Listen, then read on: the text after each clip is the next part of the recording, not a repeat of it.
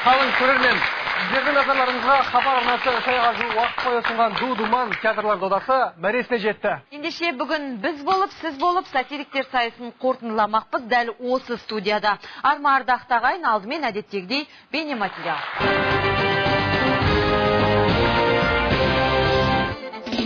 Дуылдатып, думандатып, әдем әзілмен дүйім жұртты дуду күлкіге қарық қылған еліміздегі басты тележоба Ду-Думан да соңғы нүктесін қойды. 2,5 ай бойғы әзілдің додасында тартысқа түскен 6 театрдың ішінен шаршаланға шаншар суырылып шықты. Шағын автобус шаншарлықтардың қанжығасында кетті. Не болды? Не мынау?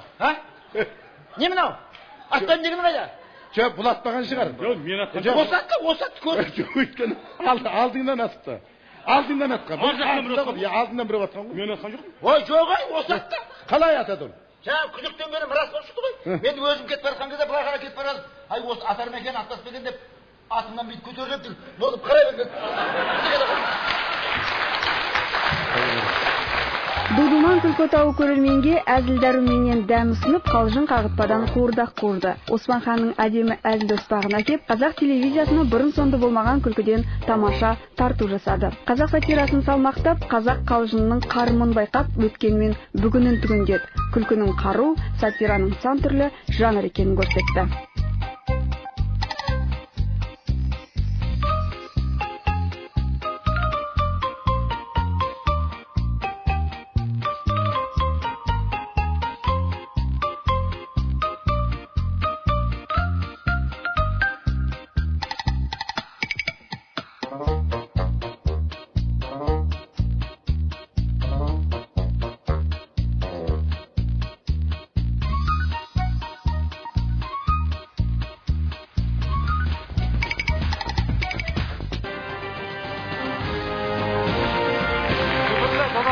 Ақтөбеден келіп арнайы қатысқан Екезу театрының ұжымының атынан Нұрлыбек Жұбатқанды ортамызға қошеметпен шақырып алайық. Нұрлыбек, қош келдіңіз студиямызға. Қошеметтеріңізді аямаңыздар. Күндеріңіз құтты болсын. Рахмет. Сонау Ақтөбеден келіп, халықтың көңілінен шыққан театрлардың бірі болдыңыздар. Тіпті гала-концерт кезінде Шаншар театрының директоры жетекшісі Уәлібек мырза көрермен көзайымы деген жүлдені де өздеріңізге тапсырып кетті. Оны айтам, бүкіл жүлдені біз алып кеткен сияқты болды. Бәрекелді, қошемет көрсек, Екезу театрына енді бар. Осы Ду-Думан жобасын жасау барысында біздің продюсерлер, ұжым өкілдері әртүрлі театрларға хабарласқан. Сонда кейбіреулер бас тартып жатты, кейбіреулер қатысамыз деді, солардың ішінде сіздер де болдыңыздар. Яғни бұл сіздердің сайысқа келгендеріңіз өздеріңіздің дайындықтарыңызға деген сенімдеріңізді білдіретін болып тұр ғой. Әрине. Енді біз енді бірден бір мемлекеттік театрмыз. Біздің енді жұмысымыз осы. Таңертеңнен кешке дейін айналысатынымыз осы театр, оның ішінде сатира жанры. Сондықтан да бірден біз қолдадық, оған ниетіміз жақсы болды. Енді жалпы осы Ду-Думан фестивалінің барысында көңіл күйіңіз, қатысудағы алдындағы жүрексіну деген сияқты бір сезімдермен бөлісіңізші.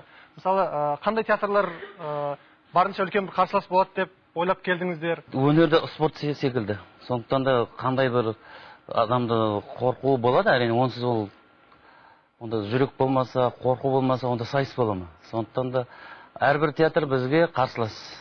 Ол үлкен театр болсын, жаңадан құрылған театр болсын, біз дайындалуымыз керек. Сондықтан да бізден дайындық жақсы болды, бізде жастар болды.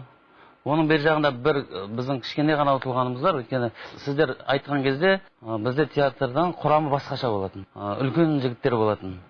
Енді олар енді қанша мына сайысқа дайындық кезінде олар шыдай алмай енді кетіп қалған жігіттер болды, сондықтан да жастар алдық. Енді жастар шыбық қой. Оларды июге де жақсы, тартсаң резинка сияқты созылады. Майыстырсаң сынбайды, сондықтан да жастарды, шыбықтай жастарды жинап алып, бір айдың көлемінде біз дайындалдық. Нұрлыбек мырза, енді үш айға жуық созылған бәйге бітті, қазір алқасы бағалап болды. Енді мына қорытындысын гала-концерті өтті. Енді осыдан кейін мысалы сіздің өзіңіздің қарсыластарыңызға байланысты, қазылар алқасына байланысты бір айтатын өкпе назыңыз, тілегіңіз бар ма? Осы жерден мындай ашық түрде айта берсеңіз болады. Бірақ қанша дайындықпен келсеңіздер де Шаншар театрына есе жіберіп қойдыңыздар. Енді ешқандай енді былай реніш деп айтпаймын. Бірақ енді біздер жаңа дүниелер дайындадық. Сол мен енді ол да бағаланды, мен оны бағаланбады деп айтпаймын. Бірақ дегенмен де енді менің былай өзіме осы жастарға өзіме де бұрын соңды да біз шабытқа қатысып гран-при алғанбыз. Сондықтан да енді ол оңайдың емес, енді кемшілікте болды. Сондықтан да енді сайыс болғаннан кейін біреу жеңеді, біреу жеңіледі. Қазына ортасынан кемшілік болған жоқ па бағалауда? Жоқ, мен өзімде кемшілік болған жоқ деп ойлаймын. Бүгін тыңдауға әзір Ералы ағамыз, Көпен ағамыз. Қысылма. Жалпы енді біз өзім ұжыммен отырған кезде, енді біз әрбір сайыстан кейін барып, әркім өзі ақылдасып жатады ғой. Иә. Сол кезде енді біздің жас жігіттер ғой, мүмкін ренжіді. Бізге неге шамаға түсіріп береді деп. Мен айтар едім, мынау екі езу жаңағы шабыт жастар фестивалінде гран-при алған. Сонда мен соның ұмытпасам қадыр алқасының төрағасы болғам. 2002-де. 2002 жыл төрағасының 10 жыл бұрын Астана қаласында өтті. Ясы. Сонда осылардың өнеріне өзім тәнті болып риза болғам. Ол ешкіммен бармақ басты көз қыстымен алған жоқ, таза өнерімен тартып алды. Сол қалпында келе жатыр екен. Енді Шаншар, ол Шаншар да мемлекеттік театр болып құрылды 2 жыл биыл. Әдетте қазақтың дәстүрі бойынша ең үлкен құрметті ақсақалға, немесе құрметті мейманға, немесе осындай таза табиғи өзі құрметтелген кісіге біздің дастарханда қойдың басы мен жамбасын қоймай ма? Бас қайда болса жамбас сонда болады. Сондықтан осы жолғы Ду-Думан бағдарламасының басы мен жамбасы Шаншарда кетті. Бірақ Шаншардың бір мейірімділігі, адамгершілігі, тектілігі деп айтуға болады. Жамбасты екі езуге берді. Көрдіңіз бе? Яғни бұл бас пен жамбас бұл құрметті бірдей. Бас Шаншарда болғанмен жамбас екі езуге болды. Кейбір музыкалық нөмірлерден ішіндегі әсіресе жаңағы өнер адамдары бағалап жоғары көтеріп жатыр ғой. Кейбір нөмірлері, кейбір біраз нөмірлері Шаншардан артық болды десем, ешқандай артық кеткендік емес. Жалпы Ұпайға келгенде мынау қазақтар асық ойнап өскен ұлтпыз ғой біз бала кезімізде. Асықты ергенде шашқанда ас шашасың ғой, қаналшы ойын ойнағанда. Сонда ішінде алшы тұратыны бар, тәуке тұратыны бар, бүк, шік түсетіні бар. Мен айтар едім, осы асықты ергенде Шаншардың асықтары алшысы көбірек болды. Біраз алшыларда алшы тұрған осы екі езу болды. Ал енді кейбір жақтарынан жүрілер қазір алқасы мүмкін осы шік түсіп қалдау деп, тіпті бүк түскен нәрсесінің өзін шік түсі деп көрсетіп, бағасын төмендеткен кездер болған шығар, өйткені әркімнің қабылдауы әртүрлі ғой. Ереке солай ма? Сен түк түсінген жоқсыз ғой енді. Жақсы, енді осы сәтте екі езудің интермедиясынан бір үзінді көріп алайық, назарымыз экранда болсын. Мынаны үйлейтін ол міне мынандай болады.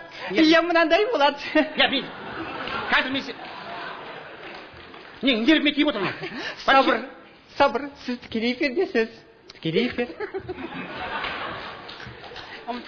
Қайнағам көріп атқан. Қайнағаңыз бүгін Қазақстан көріп отыр. Иә. Ол да дәл осылай. Сурат та салат. Суырып салам ба, қуырып салам ба, өзім білем, түсін ба? Ақындығыма, дарындығыма көзім түсіп өт ма? Мен қашып жүріп алам екен. Мен ерімді білмейшім. Сабырлық. Қайда?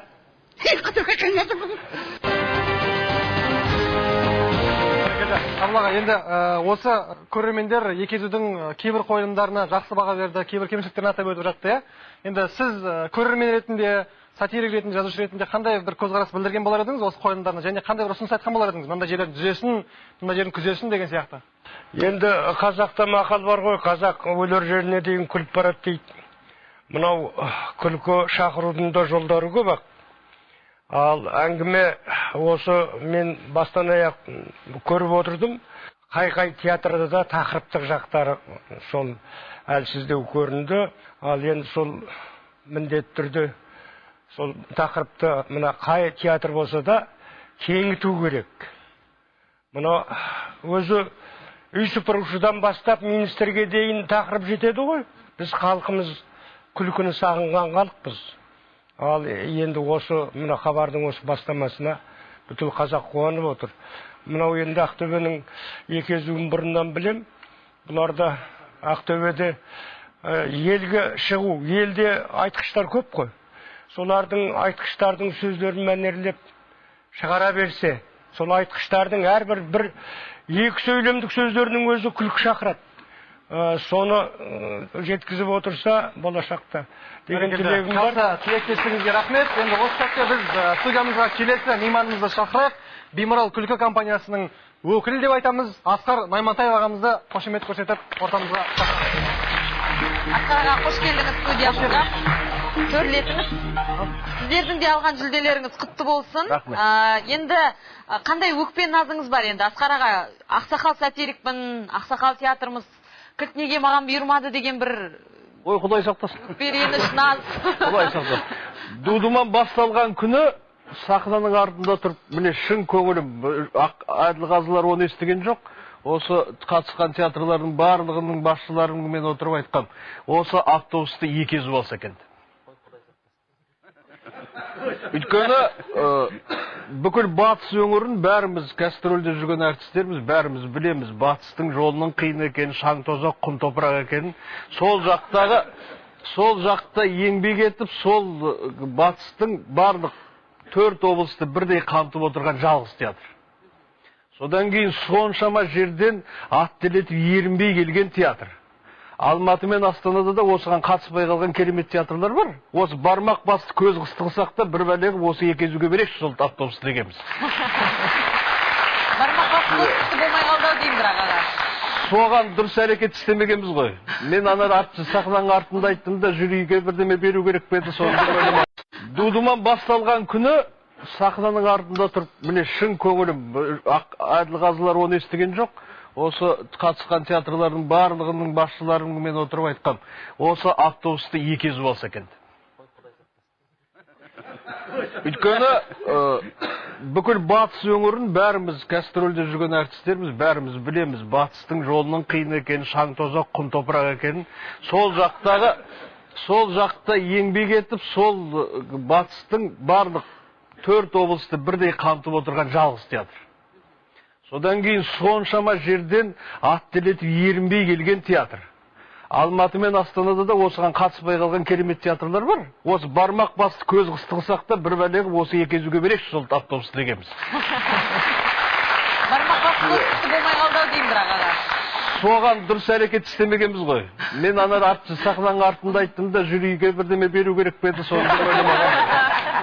Сол сәтте ескерілмей қалып дейсіз. Дудуман байқауы биыл бірінші рет хабар арнасында осындай театрлардың фестивалі ретінде ұйымдастырылып отыр. Алғашқы қадам деп айтамыз, театрлардың арасында сайыс ретінде. Енді бұл сайыстан не ұттық деп қарайтын болсақ, енді өтті ғой. Гала концерті өтті, қорытындысы өтті, жеңімпаздар марапатталды. Біз өзі бүкіл осы Дудуманға қатысқан театрлар сахнаның артында үлкен ұжым болып үлгердік. Біздің ұтқанымыз сол болды. Сахнада көрген көрермен сайысты көріп отырды. Ойбай, бұлар бір-бірімен дұшпан, бұлар бір-бірімен қарсылас, бірін-бірі көре алмайды деп айтып отырған шығар. Бірақ арт жақта ана театрдың түймесі жетпей қалса түйме тауып беріп, мына театрдың шапаны жоқ болып қалса оған шапанын беріп, осы бір театрымыз бірімізді біріміз анауың бұлай болыпты, мынаған сақал керек, анаған кілей керек. Ананың гримі дұрыс болмай қапты деп, осы арт жақта біздер ешқандай бөлінгеніміз жоқ. Ана театрдан бірдемесін сұрап алып, мынадан бірдемесін сұрап алып, анаған жюридің айтқан кемшілігіне, мына жақта басқа театрға айтылған кемшілігіне арт жақта жюриді бірге қарғап, бірге сілеп отырдық. Біздің ұтқанымыз, біз арт жақта сахнаның артында үлкен мына әзіл театрлардың үлкен альянсын құрып үлгердік. Кеше мінекей Ұланда мұнда Бауыржан Ибраевті мінекей бір істеме бастама бастағалы жатыр екен, осы әзіл театрлардың одан құру жайында. Мінекей ол да осы Дудуманның берген үлкен пайдасы дейміз. Бәрекелді. Енді жаңа айтып қалдыңыз ғой, енді сыртта отырып қазыларды сынай отырдық деп. Бүгін сол сындарды айтуға болады енді. Мысалы, қандай дүниелеріне байланысты бір бағалаулары дұрыс болмады деп айтасыз? Ой, оған біз дайын болып бардық, алдын ала айтты, сіздерді сынайды, сіздерді ұрсады, бүйтеді, сөйтеді деп. Өнен кейін бұл салада сахнада үнемі жүргеннен кейін өзің біліп тұрасың, қазір саған Әділғазы қай жеріңе кемшілік айтатын, қай жеріңді дұрыс істейтін, қай жерің бұрыс істейтін. Соны жаңадан естігендей болып тұрдық, просто басқа істесе. Енді жаңа рахат сұрап жатыр ғой, неден ұттық деп. Ұтқан тұстарымыз да бар, мысалы қазақ сатирасының кәдімгі бет бейнесі мынау халықтың алдына алып шығарылды десе болады, осы Дудуман арқылы. Енді тіпті қазақ сатирасының бір өсуіне, бір ізденістерге де бір жол ашқан жоба болды деп айтуға болады. Ал ұтылған тұстарымыз да бар ғой, Ирак аға. Мысалы, сізге ренжіп жатты, кеше гала концертте көбісі түк түсінбеймін деп айтады деп. Бірақ сіздің де көңіліңіз толмайтын тұстар болды. Қандай тұстар болды? Дабылағанбыз жақсы айтып кетті, көп нәрсені тақырыпқа байланысты. Шынында да бізде қоғамда болып жатқан кемшіліктер көп. Оны айтуға болар еді барлығын. Енді меніңше осы гала концерттің бір ерекшелігі сода шығар, айтылған сыннан қорытынды шығарама деп мен ойлап едім. Бірақ шығарған жоқ. Тағы да түсінбей жатыр. Көпен аға, сіздің Әділғазылардың төрағасы ретіндегі енді Беймарал театрының қойған қойылымдарына, жалпы алып шыққан дүниелеріне деген көзқарасыңыз? Ол Асқар Баймантайдың өнерге берілгендігін туа бітті осы үшін жаралғандығын мен бала кезінен білемін десем де болады. Бірге қызмет жасадық, бірге сапарға гастрольге шықтық. Мен бұлардың не айтып, не қоятынын шейін білемін, жаңа өзі айтпақшы. Расында сондай. Ал бәйгеден ат келгенде құйрық тістесіп келді деген сөз бар. Әуелі бәйгеден оза алмайтын арғыматтар 5-6 айналым бойынша бірінші келе жатады. Сосын шаршап қалады да, жеме-жемге келген кезінде құйрық тістесіп екінші, үшінші болып келеді. Мынау айтар едім, Асқарлардың осы нелері тақырып қамтуы басқа театрларға қарағанда әлде қайда жоғары. Және Асқар Наймантай ағамыздың жазған интермедиялар басқа театрлар тарапынан да қойылды ғой. Асқардың автор ретінде. Ол өзі автор ғой, жазушы автор. Себебі ізденеді. Ізденгенде кімнен? Мынау Бранислав Нушичтен, түріктің әйгілі әзілкеш Әзиз Несиннен, олардың шәкірттері болған Османхан Әубәкіров, осы ошақтың 3 футындай оспақтың төңірегінен әдем тақырып таңдай білгеніне мен қатты қуанамын. Бәрекелді, жақсы. Дәл осы Беймарал күлкі компаниясынан бір үзінді көріп алайық, назарымыз экранда болсын. Ескегіңді берші маған, мен есейін, сен еспе. Әдемін ғой білек, енді осыны айтпайсың. Жоқ, енді тыңдасайсы, ана бейшара қыз ескек есіп кел жатыр. Ол ана қайықтың басында отырып алып, өлеңе, ескегіңді берші дейді, алмайды бірақ та. Ал осы ма сыйлаған? Сыйлық болсы? Сездіруге батпадың ба, бала махаббатыңды, терезенің жақтауына ойып жаздым атымды. Әкесі кредит алып үйіне евро ремонт жасайды. Ана терезе қояды стекло пакеттен. Сосын сен келесінде оны ойып тұрып, майра деп жазасың. Соның қашыр жаз. Есіңнің алдына су сеуіп қой қыздар-ай, әкең тайып жығылсын, мені көрсе әлуай. Ей, қыздар-ай, қатар. Не болды? Ал енді осының қай жерінде үлкен сыйлауды көріп тұрсын, айтшы. Бәрекелді, Шаяпбек мырза, енді бағдарламаның жүргізушісі ретінде сіз енді сахнадан тыс қалдыңыз, енді қандай қойылымдарға шын мәнінде кірісіп кеткіңіз келді, қандай қойылымдарды көре алмадыңыз деген сауалдарға жауап беріп қойыңыз. Тақия мен мафия қатысса талқан шығарар едік дегенде бір ой болған шығар. Біразын көре алмадық негізі. Осы студияда түсірген кезде біразын көрдік. Расында бәрімізге ой салды. Біздің Әділқазылар алқасы. Сол кезде Асеке өзіңізді айттыңыз, расында сын түзелмей, мін түзелмейді, бірақ көп сындар айтылды, көп түртіп қоятын дүниелер болды. Расында бұл Дудуман бағдарламасы біз осы бір қалада тұрып бір-бірімізді айлап емес жылдап көрмейтін жағдайымыз бар. Соның сол көрмей жүрген ағайындардың бірінші басын қосты. Расында жаңа Асекең айтқандай, Ақтөбеден 2 езу келіп жатыр. Жан-жақтан жас театрлар қосылып жатыр. Солармен бірге артында рас бір жанұяның баласындай болып, осы бірігуге кәдімгі үлкен себеп болды. Атсалысты ол арасында қатысқымыз келді. Әуел баста негіз бізде шақырылғанбыз. Бірақ енді мен қасымдағы Сәбит Әбдіхалық енді қазір мемлекеттік жұмыста, содан кейін ол кісі жұмысынан көп шығамайды. Маған Сәбит қалжыңдап айтады, сен қазір баяғыда Сәбит Әбдіхалық актермен ойнайтын, қазір сен ойнасаң проректормен ойнайсың енді деп қойды маған. Айтпақшы қазір ол кісі тәрбиесі жөніндегі проректор. Енді мен ойлаймын, осы жалғасын тапса, енді ана біздің шағын автобусымыз үлкейіп, бір 45-50 орындық автобус болатын болса, осы шіркін осылай қатысып, сонымен гастроль сапармен айналып. Барлығы бір автобустың ішіне. Иә, сият кезінде жүрдік те ғой. Жақсы, бәрекелді.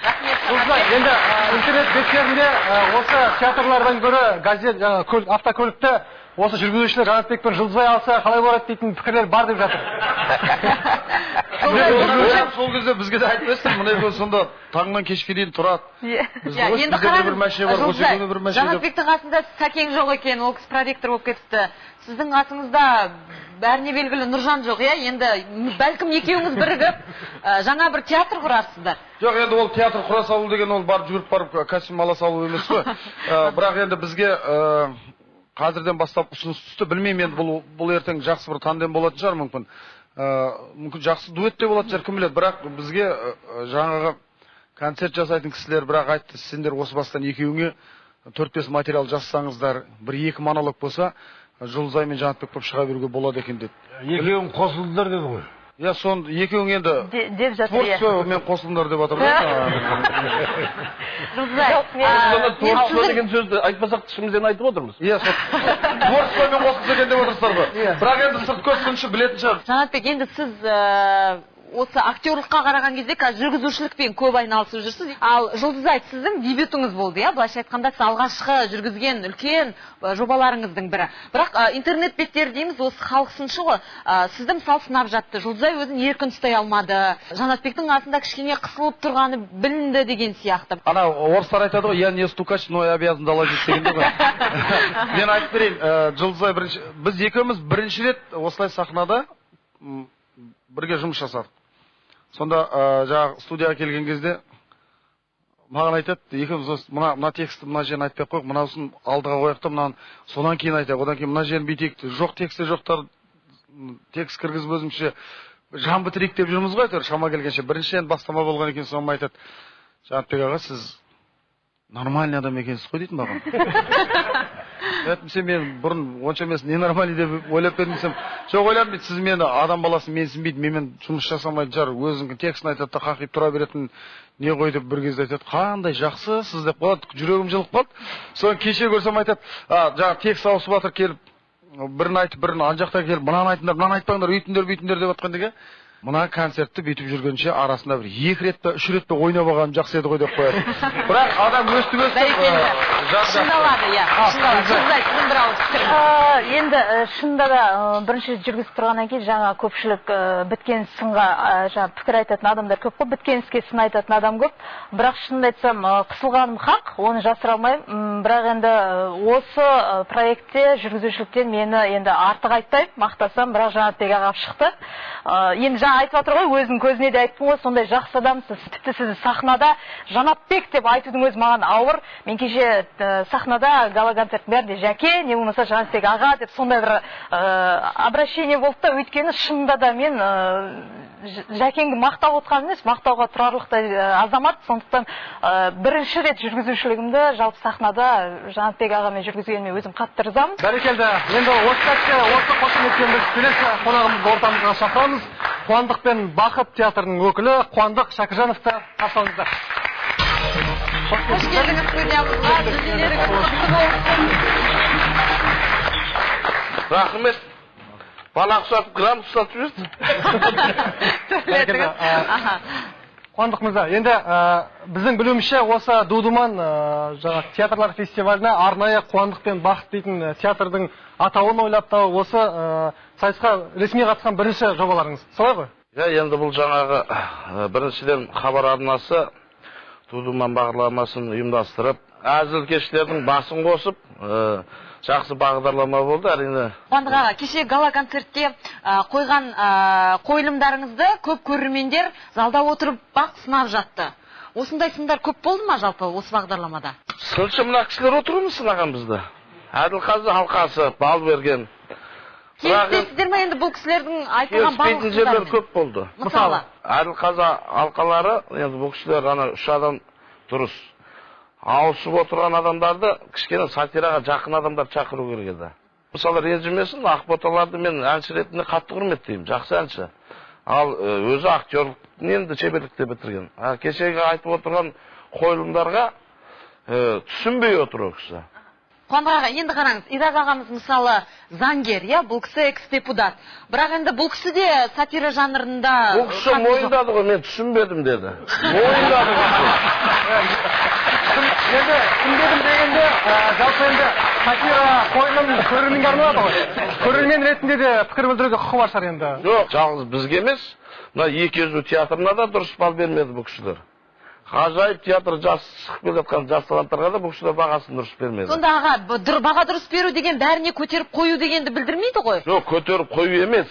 Әр нәрсен мысалы әзіл болды ма? Иә. Әр тақырыпта бердіңіздер, қойдық қой. Әр әзілдің өзінің айтатын ойы болу керек. Әзілде, сатирада. Бұл осы не үшін қойды? Бұнымен не айтқысы келді деген сұрақ туындайды. Соның жауабы болу керек әзіл ретінде. Кішкене ар жағын жібін үшін ұстатасыз, өзі тұжырымдап алады. Біздерге мына әзілді түсінетін көрермен бар, соларға қоямыз дейміз. Қаншама жыл сахнада жүріп, күлдіріп, көрерменнің әйтеуір жақсылығына бөленіп жүрген артистер болды, театрлар бар. Ал соның өзіне де жаңағындай сәл, ол мына сатира түсінбегендік емес, біз жаңағы ойымыз дұрыс айтпаймыз. Мына театрдың алған бағытын қай бағытты таңдап отыр, соны танып, сол бағытта сынай білу керек. Біреу сатира алып келді, біреу юморды алып келді, біреуінде фарс болып жатты, біреуінде тіпті шарж болып жатты. Сахналық шарждар болып жатты. Бір театрларда фельетон болып жатты. Сол алып жатқан бағытты Көпен ағам жақсы түсінер, Алмат жақсы түсінер. Саяси жағын Ирак ағамыз түсінер. Басқалары оны әншейін деп Кешегі мысалы, иә, гала концертте Алдараспан театрының қойған қойылымы. Ішінде трагедиясы да бар, күлкілі сәттері де бар, ақылы да бар, ойы да бар халыққа айтылатын. Бірақ әр айтылған сөзінен кейін, әр сөзіне халық қол соғып отырды. Біз айта алмаймыз ғой, 100% біздің көрермендеріміздің бәрі заңгер еді, бәрі сатираның өкілдері еді деп айта алмаймыз ғой. Мен айтайын деп едім, Қуандық бауырыма. Шында да қатыспаса да, кешегі Алдараспанның көрінісі халық әрбір айтқан сөзге қол шапалақтап отыр. Ана саусағының ұстап отырғанның өзі, мен артист емеспін. Бірақ көрсете білді. Қалай? Ол жерде ана екеуі кемпір мен шалдың ойнағаны, ана врачпен ана баласы ойнаған далда қалды. Мен осындайларға мен баға беремін. Осындай юмор болса екен деймін мен. Ақылды әрі керемет өттім. Мен осы өзі көрсетеді, болашақта біздің осы думаның болашағы өте зор екен көрсетеді. Мен Ирак ағам енді бұл жол тағы да түсінбей қалған. Айбеттегі қалжың ғой. Енді кеше ол Алдараспан енді айтатын жоқ, Нұржанды білеміз ғой. Ол жерде олардың біздерде арнайы берілген тапсырма болды, жаңа жылға байланысты болсын деген. Сонан соң бәріміз сол жерден шыға алмай қалдық. Ал егер ондай сатирамен, ондай біздерде репертуарлар, ол біздің театрлардың, әр театрдың қорында бар. Шаншардікі енді дұрыс болды ма? Айтшы өзіңіз. Шаншардікін айта алмаймын аға. Жаңа айтып жатқаныңыз. Біздер сіз айтсақ, сіздер бізге тиісесіздер. Жоқ, мен жалпы ортақ. Шаншардікі дұрыс болмаса, немеге газет беріп отырсың?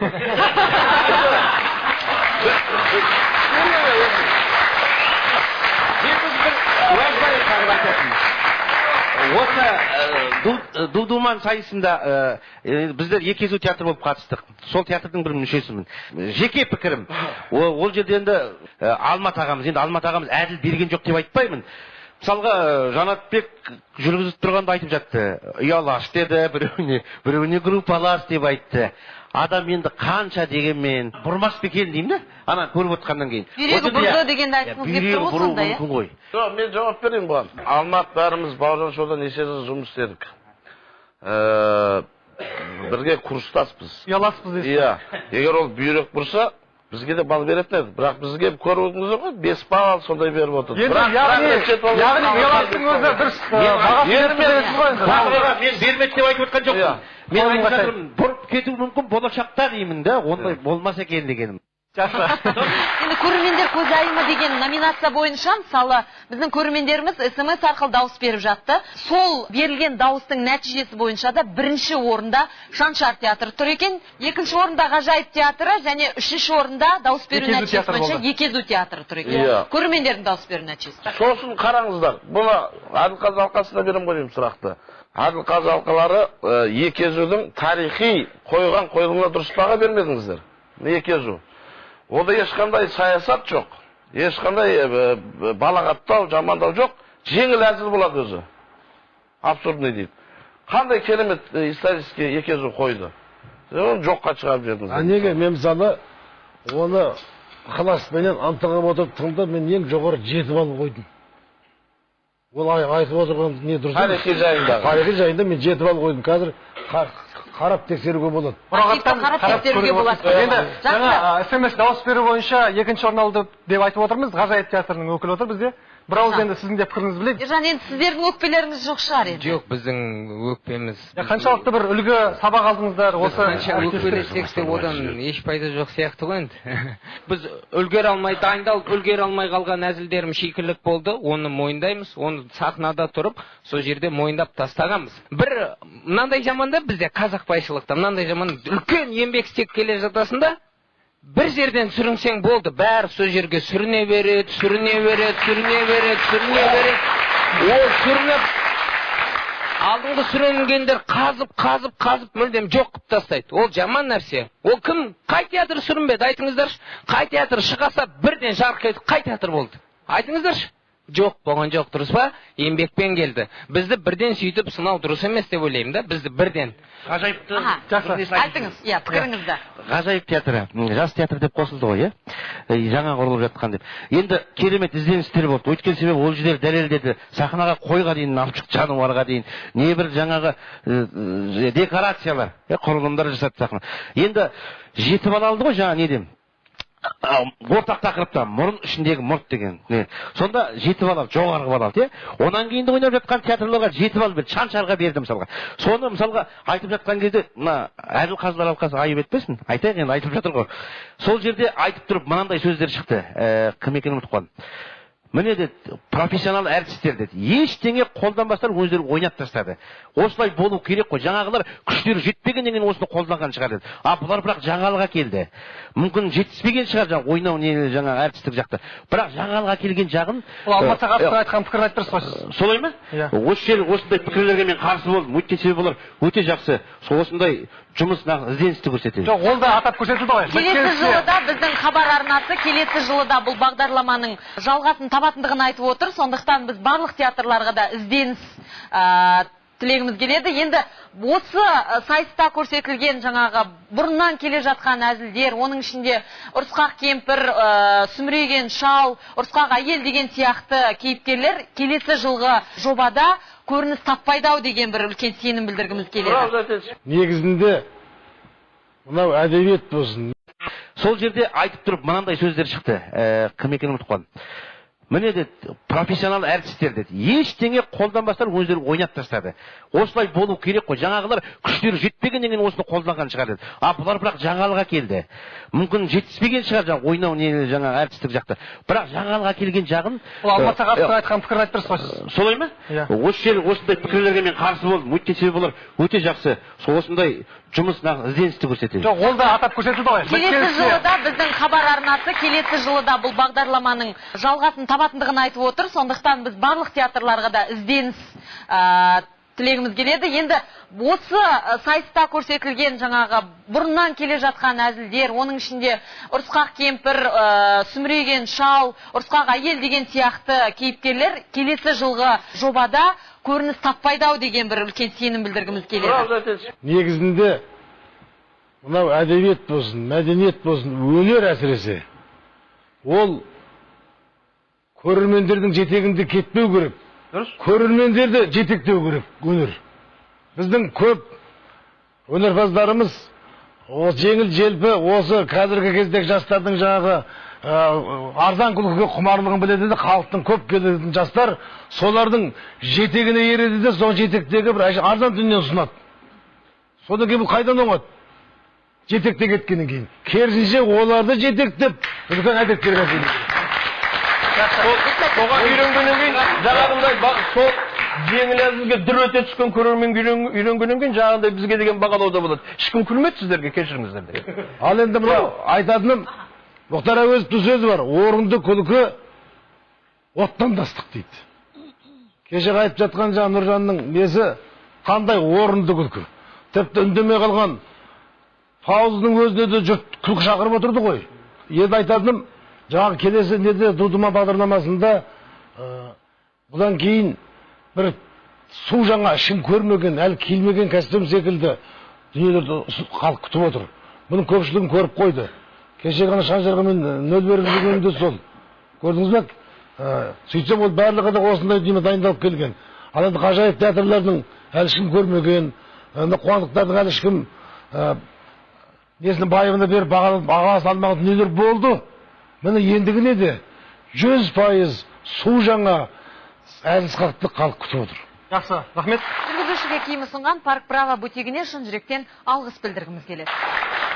Дудуман деген өзі бұл Қазақстанда бір жаңадан ашылған хабар болды. Көптен бері осы біздің қоғамда осы әзіл театрларына, асқақ театрларына бір кішкене басқалау көзқарас болатын. Енді жаңадан басталды деп ойлаймын. Сондықтан осы әзіл де, қалжың да басталғаннан кейін өзі сында, пікірде, кемшілікте бола береді. Ол әрманғар жалғасады деп ойлаймын. Біздің негізгі мақсатымыз бастап беру болды ғой. Бастап бердік. Әрманғарата бұдан кейінгі жалғастыратын театрлар, бұдан кейінгі келетін жастар бұдан да ауқымды пікір, ауқымды ой айтады деймін. Сондықтан әрқашанда ойы, тілегі жақсылық осысы. Соңына айтайын деп бағанадан бері отырғам. Айтыла береді да, мынау сендер күлдіретін ештеңе айтпадыңдар дейді да, Асқардың айтып отырған дұрыс. Бәріміз білдей күлдірсек, ойландыратын ойды кім айтады? Айтыңыз, Көпен Мынандай, осы 25 жылдан бері ақындар айтысына мен қатысып келе жатырмын, әзіл қазылар мүшесі есебінде. 20 ақындар қатысса, соның бірі бас жүлде алады, көлік. Сонда кім риза болады? Бас жүлдені алған ақын риза болады, дұрыс шешілді дейді. Қалғандар айтады, ойбай дұрыс емес.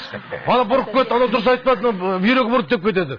Ешқашанда бір адам ғана, бірінші орын алған адам ғана ризашылық білдіреді, қалғандар риза болмайды, бұл заңдылық. Әріптестерімізді бағдарламаны пайдаланып, барлықтарыңызды осы жобамен құттықтаймын.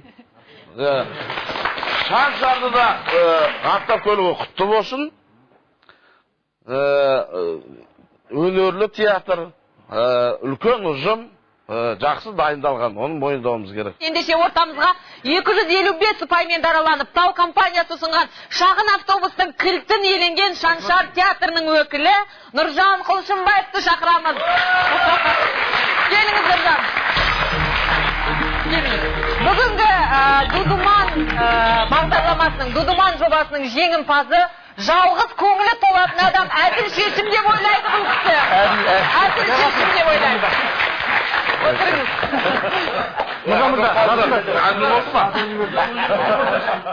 Нұржан мырза, көліктеріңіз, жеңістеріңіз құтты болсын деп айтамын. Жаңа енді Көпен ағамыз айтып отыр ғой. Жеңімпаз ғана риза болады деп. Расында да ризасыздар ма, әлде сіздердің де бір риза емес дүниелеріңіз бар? Ешқандай өкпе жоқ. Жауап бермей қойса да болады. Енді Нұржан мырза, осы байқауға қатысу барысында жаңағы әр театрдың өзіндік бір дайындығы дейтін дүние болады. Жүрексіну деген нәрселер болады. Онда болды ма бұл сезімдерді қалай өткердіңіз? Әлде Шаншар театры біз мықтымыз, біз күштіміз деген сияқты дүниемен келдіңіз ме? Бізден де мықтылар бар ғой мысалы. Өзін мақтаған бірінші ақымақ дейді. Нұржан шынымен де осы жолы бұрында да көріп жүрміз ғой. Дудуманда ерекше ашылып ойнады. Жүсіпбекеуі жаңағы мұрын үстіндегі мұртты, сонымен қыз жібекті керемет ойнады. Оны мойындаймыз. Молодец. Нұржан, енді бірақ сіздер мықтымыз деп кеттіңіздер ме, әлде енді семіздікті қойғана көтереді дейді қазақ. Кеше гала-концертте көрсеткен қойылымдарыңызды Ирак аға түгіл Көпен аға да түсінбеді ғой деймін. Енді ол жерде түсінетін мәнді мағыналы ештеңе жоқ. Бұл сонда қалай? Машинаны алатынымыз білгеннен кейін сол түсінбейді. Жоқ, бұл жауапкершіліктің жоқтығына келіп тірелмей ме? Ондай ой болған жоқ бізде. Енді ол жерге эйфориясына жетпей қалды. Соңғы шарықтау шегіне Шаншардың мықты екенін 3000 адамның алдында тағы бір дәлелдей алмадыңыздар. Халықтың еркесі шығарсыздар. Дудуман басталғанда Көпен аға мені шақырды, Қуандық бала бергенші деп. Соны жеке шақырып алсын, неге шақырдың деп, ақшаң бар ма, Қуандық деп сөйтті. Неге деп едім, қазилағым келіп тұрған жоқ па деді. Ой аға, сіз бұныңыз не өкіметке қарсы шығып жемқорлыққа итермелесеңізші мен деп сөйттім. Кейін мына бала бір конвертпен жүргенін байқап қалдым.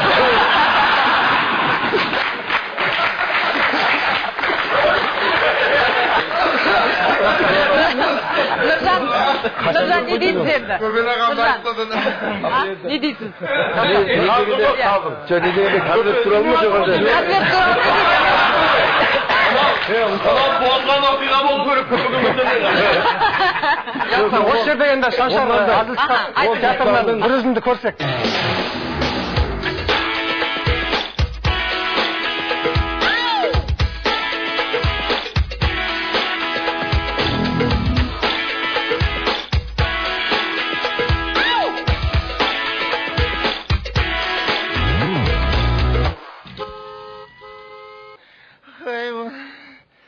Алло, Леха!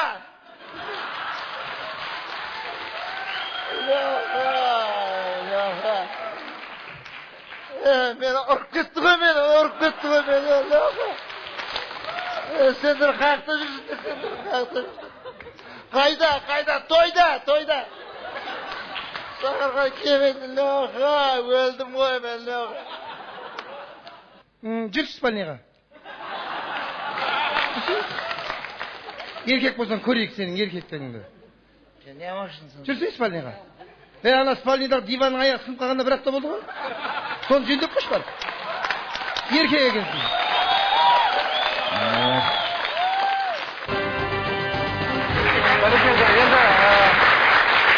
Расында да Шаншар театрының соңғы оқиғаларға байланысты сынымызды айтсақ та, Шаншардың шоқтығының біршама биік екенін бәрібір осындай қойылымдардан көреміз. Енді жаңадан бері Алдараспанда мақтап жатқан Шаншарда мен 2 ұжымда да жұмыс жасадым ғой енді. Жаңа ініміз айтқандай, адам бір сүрінсе, соған сүріндіре береді да халық.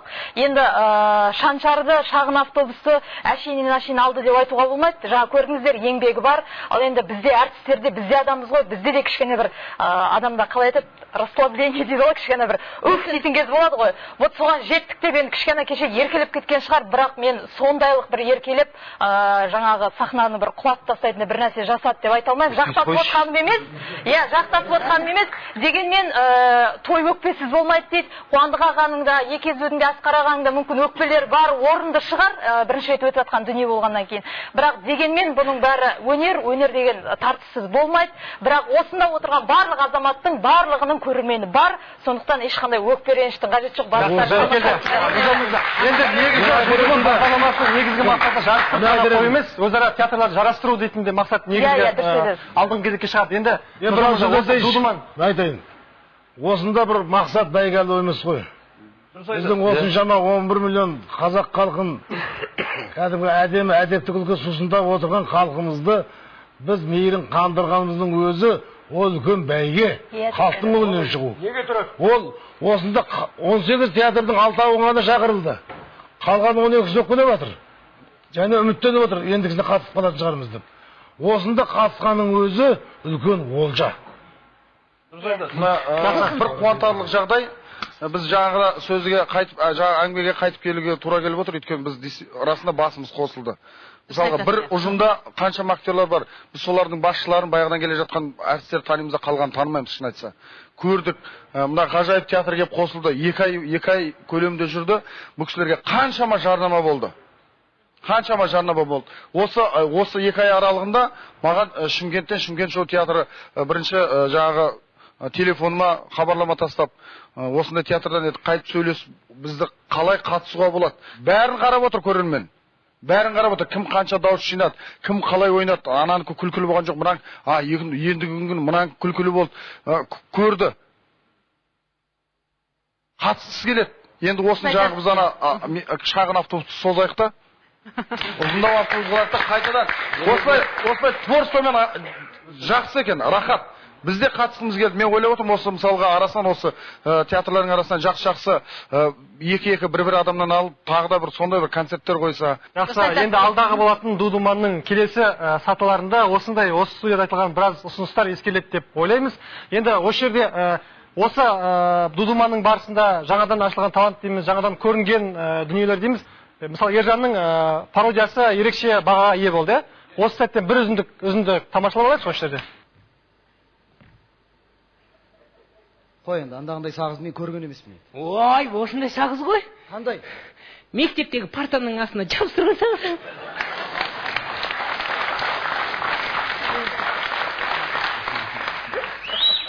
Ей!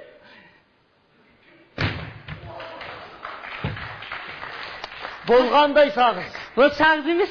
Не? Бұл күннің астында тұрған мороженое ғой.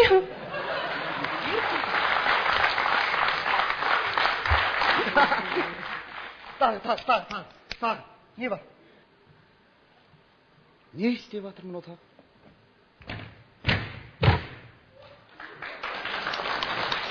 Ей, не бұл? Не бұл? Асық қой.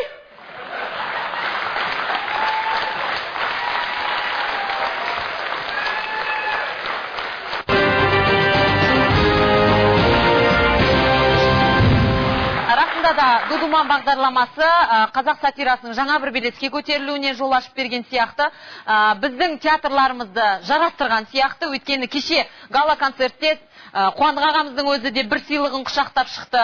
Басқа театрларымызда бір-бірімізге сый сыйлап, сырласып, сыйласып қалдық. Ендігі жылы біз тағы да үлкен нәтижелер, үлкен ізденістер күтеміз сіздерден. Ендеше Асқар аға өзіңізден бастайық. Дудуман жалпы рахмет. Басында да айтып кеттік қой, өзіміз арт жақта жүріп бір үйдің баласындай болып қалдық. Хабар арнасының осы жасаған тірлігіне бәріміз рахмет айтамыз. Беймаралдың жастарын мен мысалға мынау Дудуман барысында көрсеткем жоқ, кеше қорытынды концертке алып келдім. Келесіде енді біздер шыға тұрамыз, енді Беймаралдың жастары келеді алдарыңызға. Сондықтан өмір тілейміз бұл хабарға. Бұл бастай алмай жүрген жұмысымыз еді.